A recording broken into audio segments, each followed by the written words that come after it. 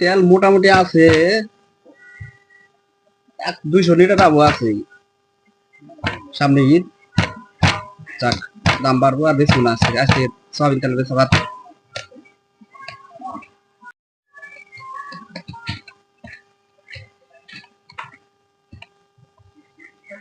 মহাজন সাহেব, সয়াবিন তেল আছে?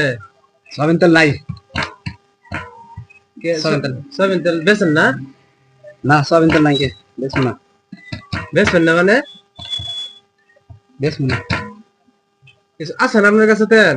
আছে কয়টা, বেচবো না। সামনে ঈদ আইতেছে, বুঝছেন না? এই একটু দাম বাড়বো তো, ঈদের মধ্যে দাম বাড়বো। কয়েক লিটার আছে, বেচবো না। এই জন্য বেচবেন না ভাই? সয়াবিন তেল আছে মহাজন সাহেব, সয়াবিন তেল বেচবো না আমার কাছে। ভাই বেচবেন নাকি সয়াবিন তেল? এই কাস্টমার মূল্যায়ন করতেছে না। ঘটনা হলো কি জানেন, সামনে ঈদ আছে, কয়েক লিটার আছে, এটা বেচবো না। ঈদের সময় এই আটকাই দিলে মার্কেটে মনে করেন সয়াবিন তেলের দাম বাড়ি যাবো। দাম বাড়ি যাবো। আটকাই দিছি। সে আপনার কাস্টমার না? বেচবো না, ঈদের সময় বেশি। ভাই শুনেন, আপনি সিন্ডিকেট করবেন। সিন্ডিকেট করা কিন্তু আল্লাহর উপর নিষেধ আছে ভাই। সিন্ডিকেট করা যাবে না, বুঝছেন? সিন্ডিকেট করা ভালো না। আপনি কাস্টমার, সে আপনি যখন দাম বাড়বো তখন বেশি দামে বেচবেন, এখন দাম যা আছে তাই দামে বেচবেন। সিন্ডিকেট করে মাল স্টক করে রাখা যাবে না, বুঝছেন? এবার রাখবেন কি? কাস্টমার না দিয়ে আপনি রেখে দিবেন বেশি লাভের জন্য। এভাবে কেন করবেন? এভাবে করা ঠিক না ভাই।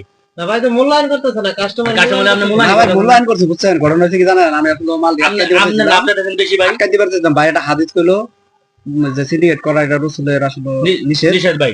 ঠিক আছে, সিন্ডিকেট করব না। বেশি দামে যখন বেশি দাম বেশি হবে, বেশি দামে কিন্তু বেশি দামে মানে কয় লিটার লাগবো? আচ্ছা 2 লিটার দেন। 2 লিটার দেন। আর তাই মাল যখন পারবো তখন বেশি দামে। আর সিন্ডিকেট করা ভালো না, বুঝছেন? ঠিক আছে, ঠিক আছে, ধন্যবাদ ভাই। আচ্ছা আসেন আবার।